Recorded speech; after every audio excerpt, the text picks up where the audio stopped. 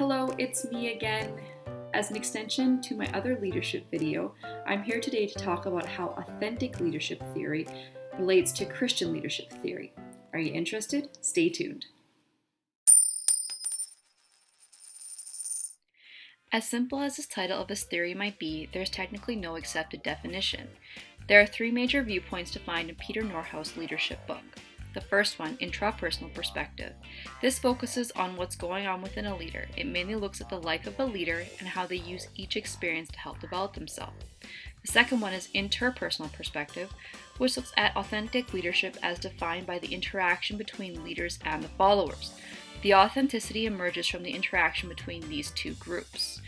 Finally, developmental perspective. This suggests that leadership can be nurtured in a leader rather than as a fixed trait. It usually develops over a lifetime. NORTHOUSE looks at the research behind the developmental perspective, specifically four core main themes, as you can see listed behind me. The first one is self-awareness, which is personal insight of the leader, so their core values, identities, realizing who they are as a leader. The second one is internalized moral perspective, so using their own moral code to make decisions without being swayed by others.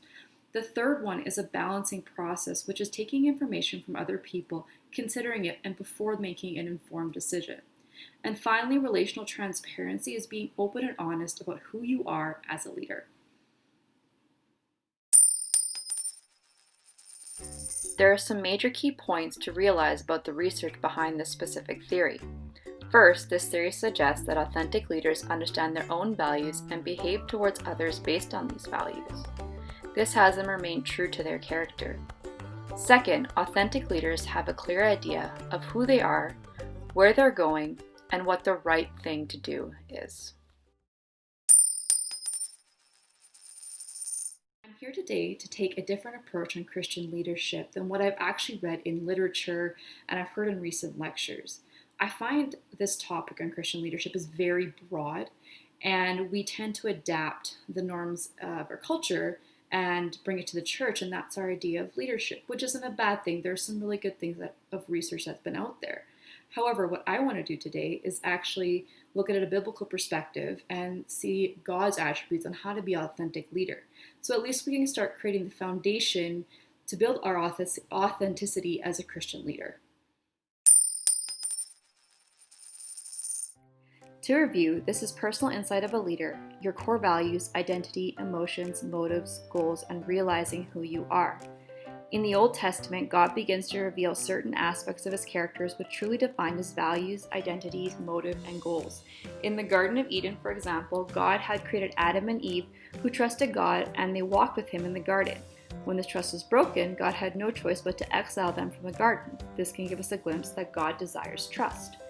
God continues to reveal his attributes by making a covenant with Abraham, and throughout Abraham's life shows that he is a God that is forgiving, patient, promise-keeping, and in it for the long haul, as Abraham repeatedly makes mistakes and tries to take things into his own hands. When we move along to the Exodus story and into Kings, we see that God establishes a law that reveals what God's justice and righteousness truly is. God longs to be back in right relationship with his people, but can only get there by his justice. This includes justice to the poor and the vulnerable and accountability to those in higher power. Throughout this story of the Old Testament, he reveals himself as gracious, merciful, slow to anger, abounding in covenantal faithfulness, forgiving sins, and will not leave the wicked unpunished. From the fall, God is trying to shape his people to be a nation set apart from others that emulate God's characteristics so they can be a blessing to all nations. He wants his people to set their core values in line with his, identify as God's people, and through the covenant promises have their goals and motives align with him. Now, this is a small glimpse in what we can learn from God's characters, motives, and goals. All I want to do is give you a short example of how much we can learn about ourselves by looking at God. The second one, internalized moral perspective. To review once again, leaders use their internal moral standards to guide their behavior rather than allow outside pressures to control them. God is definitely a perfect example of this. As we discussed earlier, he doesn't let sin go unpunished. To get a good idea of this, we can look at David and Solomon. David is held to such a high standard according to biblical writers. He is a man after God's own heart. Solomon was also a king that was praised for being a blessing to all nations, bringing peace, and being wise. Both these men sought right relationship with God, and God blessed them. However, both these men fell into sin, and God, true to his character, punished them for it, but also showed them grace and mercy. God still continued to work through them in spite of their sin, promising that Messiah will come from their line. Another great example of this is the story of Jonah, where God shows that even if there's resistance to his will, that he will still get done what he needs to get done. In this case, Jonah refused to go to Nineveh. However, between the ship and the whale, God still got Jonah there to do his work because he knew that it's the right thing to do for the Nineveh people. Jesus also shows us many examples of his ministry, constantly challenging the Pharisees' perspectives and showing God's true character to them. God gives us a great example of how to stay true to your character and core values while making decisions even if it's uncomfortable. As a balancing process, as you know, is the ability to make decisions, but first taking in account of people's opinions and then making that informed decision. So this is a really interesting aspect of God's character. You see this multiple times throughout the Bible where he actually talks with prophets and then changes his mind about what he was going to do. One of the first examples is with Abraham. He actually spoke with Abraham about destroying a city, and Abraham pleaded with him and talked with him and said, even if there were 10 good people there, will you save it? And he did. And he actually ended up saving the city. The second interesting one was when he wrestled with Jacob. Jacob wrestled for his blessing, and he ended up getting it.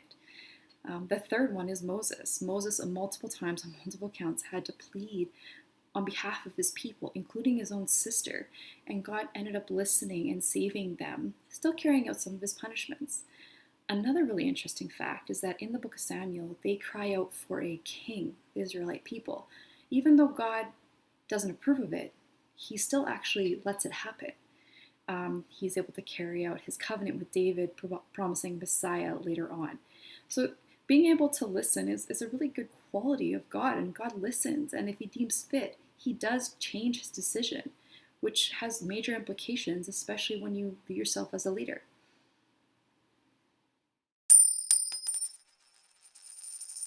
Relational transparency is about being open and honest and really revealing your true self to others.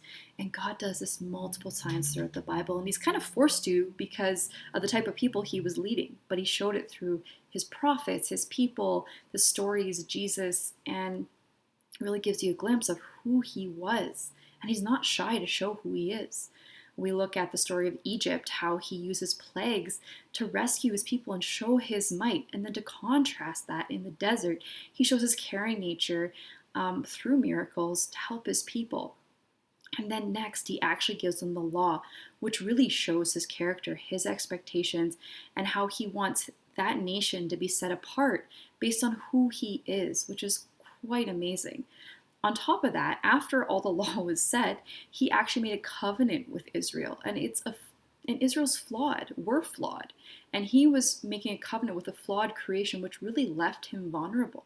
And there's an aspect of relational transparency that really leaves a leader vulnerable to mistrust, and really the basis of that is trust.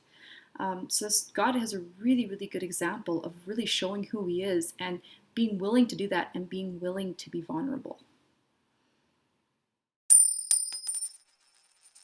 So what does this all mean? So the reason why I brought this up is I wanted to take a more biblical approach to Christian leadership. A lot of the times when we ask questions like, what does being an authentic leader mean in Christian circles? And a lot of the times it means being true to yourself or doing the right thing. Well, what does that mean? How does that relate to God? And what has God set out for standards for us for leadership? And that's what I wanted to start a discussion on that. A lot of my stories I've used are based on Bible stories, and that's what I want to hear more of when I talk about Christian leadership, because I believe we can build a foundation on that and continue with that to really know what an authentic Christian leader is.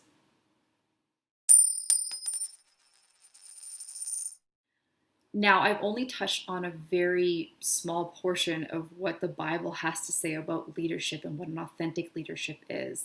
The stories I use are mainly from the Old Testament, and it's very broad, very general references, and I didn't have time to go into the specifics. So if you do want those specifics, please let me know in the comments and I can give you the certain books that these stories are found in.